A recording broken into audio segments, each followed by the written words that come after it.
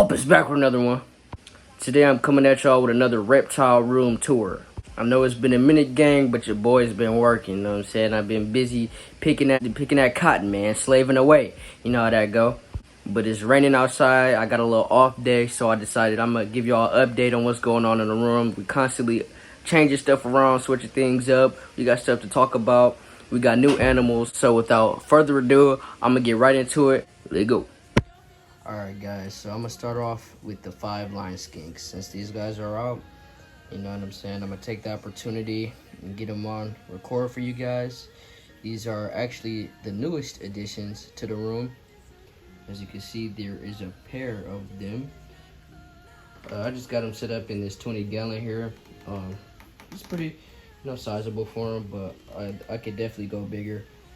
This is about the smallest I would go for these guys, but this isn't a care video, so I'm gonna try to keep it short with each tank, each setup. But yeah, here are these guys. This is the female right here. This is Slide. The other one name is Slip and Slide. They are again Fiveline Skinks. Pretty interesting little lizards, to me at least. They look cool. The females will retain this vivid blue coloration on the tail. Some individuals will have brighter blue, and depending on if they have dropped the tail or not also dictates the vividness of that blue coloration. But when they're first born, it's a bright blue tail that they have. She's probably about to go in her burrow because they don't like being recorded too much. They're camera shy, but it's all good. They are wild caught, so it's to be expected. You can get these guys from Underground Reptiles, but they didn't have them in stock, so I was kind of left no choice but to go out and catch a pair of these guys myself, sustainably, of course, with the intent of breeding them. But that's a topic I do want to talk about on this channel, is wild caught reptiles and amphibians, because in this specific instance, I was interested in getting some Fiveline Skinks, but I couldn't find like a shop or whatever online or anything that has these guys. They're not in pet stores or nothing like that. So I took a trip down south in southeastern United States where these guys are native, and I happened to collect a pair, and I brought them back and set them up here. But yeah, very interesting lizards. I have them in this tank. Every tank that you're gonna see in this video is bioactive, but that's just to make the reptiles more comfortable. These guys act just like how they would in the wild. They have their little burrows and stuff.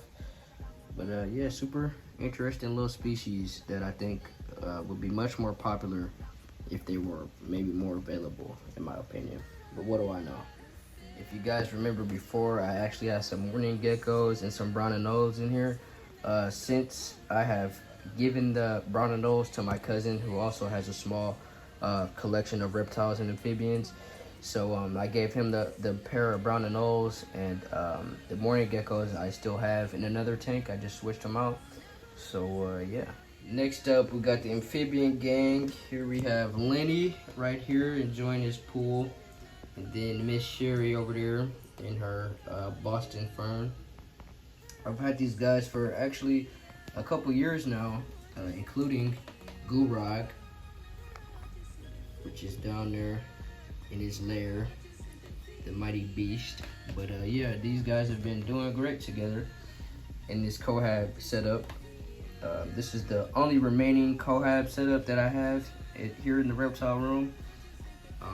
But I still want to do like a separate video just talking about cohabitation and whatnot, because this is proof that if done correctly, it'll be harmless.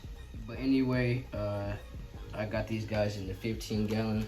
Definitely want to upgrade these guys in the future, especially the leopard frogs, because they can jump the entire length of this tank in one leap. So definitely want to upgrade them. Gurag, he doesn't move much as is. He only really comes out of his lair to eat. Sometimes he'll bathe in this water dish, which I did clean yesterday. So if anyone watching owns reptiles and amphibians, then you know that they like to dirty up their water dish promptly after you clean it. So I'll just have to clean the water dish after this video. That's That's a possum skull that I found in there. Some moss. Pretty simple setup. These guys are pretty easy to keep, but I love them.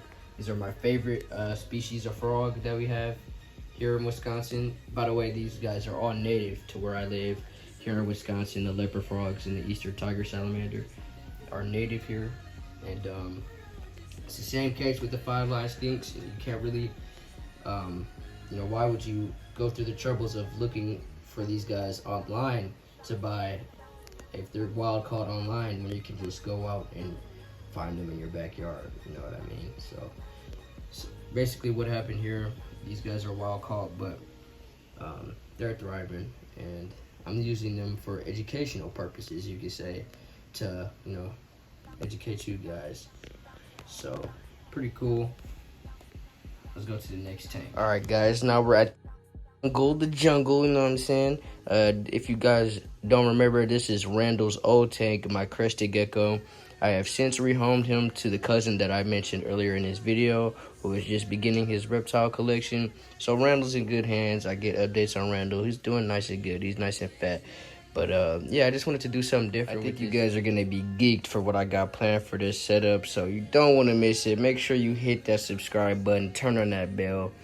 I'm gonna put something pretty cool in here. Right now, we just got the morning geckos in here. You can see a whole bunch of morning gecko eggs. I barely get to see the morning geckos themselves though, just because it's so dense and lush in here. Got their feeding bowl with some fruit mix in there, but I always hear them chirping, so that's pretty cool. Morning geckos make audible sound, always in here chirping to one another. But yeah, let's move on to the next tank. All right, guys, so now we're in South America with it. At least that's what the theme of, you know, that's what I was going for with this tank. Pretty proud of the way it came out. Got some little, I forgot the name of that plant, but you know, the basic pothos and some logs and cork rounds of rock leaves, you know, basic stuff. Bioactive, of course. But this just houses my Pueblan milk snake. Not sure if it's a male or a female. I named him Leche. That's Spanish for milk.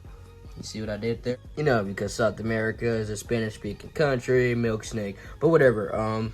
Milk snakes are super cool snakes to own. Really easy to take care of. I'll never get over their pattern. It's just ridiculous how they mimic a venomous species of snake. It's just crazy how nature's connected, and this species is living proof how another species can just mimic the way another animal looks based off of that animal's reputation for being venomous. So it's just an amazing example of our planet being interconnected with milk snakes, and their colors are just phenomenal. So really cool snakes. He's gonna get about 4 feet one day, so this is a 20-gallon long. I might have to end up upgrading them eventually, but it's doing them good for now, so we'll just have to see it as time goes on. If you guys remember from the last reptile room tour, then you would know that this tank housed my pair of African fire skinks in them. Unfortunately, guys, I'm sorry to say it hurts me. I'm still salty the fact that these guys have since passed. To this day, I'm actually not quite sure what happened. I would have to assume it was something I was doing with my husbandry. They were pretty healthy when I got them, when I bought them from the pet store. I was feeding them raw chicken, so they possibly could have developed salmonella, and that could have been their demise. But again, I'm not quite certain 100%, but yeah, unfortunately they are no longer with us. That's kind of how this game goes, guys. You live and you learn. You make mistakes and keep moving forward, and most importantly, you gotta learn from those mistakes that you have made so that they are not to be repeated. Lastly, we got the big 40-gallon breeder. Somebody start the Jurassic Park music, man. Dun, dun, dun, dun, dun, dun, dun, dun. In here houses my pair of jewel lacerdas. This was a dream reptile of mine for so long. If you guys remember from the last tour I did, this tank was a communal setup for kind of like a southeastern U.S. themed tank with nose and frogs and all that stuff in there. I've since gave a couple of those animals back to the pet store I got them from, and the rest also to my cousin. you know, I'm basically trying to, you know, just help him build his collection, and it just worked out that way that I was able to give him some of the animals from here. But now we got these guys. Here is Rexy. She is the female. Rex is currently in hiding. I want you guys to comment down below if you own these guys yourself. I've noticed that they'll go underground for like a week at a time in their little burrows. I don't know if it's because they're shading or what that is, but at first it kind of concerned me until they both started doing it. So it's something that they just do, I guess. Jewel asserters, they'll go underground for a couple, you know, days or whatever. Maybe, I assume it's to help with shedding, but I honestly don't know. So, you know, comment if you guys know what that's about. But they dig burrows, they eat fruits and vegetables, insectivores, super personable, intelligent lizards. All around, just a fantastic pet lizard to keep. They get about 2 feet long, you know, about the size of your bearded dragon. So they definitely still got some growing to do. This girl's like look how she's looking at me. Like they remind me more of like a mouse or something. They behave really mammal-like. Other than they're smarter than any other reptile I've interacted with personally. Just the way they follow you and stuff. Like, look at her. She'll look at my finger and whatnot. So I'm actually gonna give her a little worm. She's got her salad mix in there.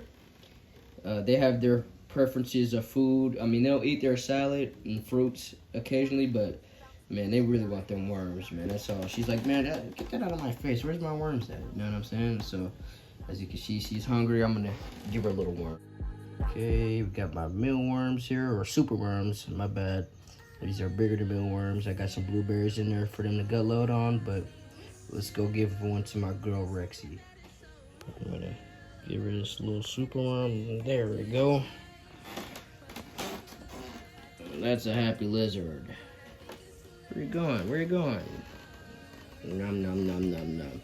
These guys are super food motivated, so it makes it easier to work with them in terms of like taming them down and stuff. I want to, you know, eventually be able to take these guys out and hold them, because they are an impressive lizard, to say the least. So they're intelligent and food motivated enough to where you can build a relationship with them based off of food.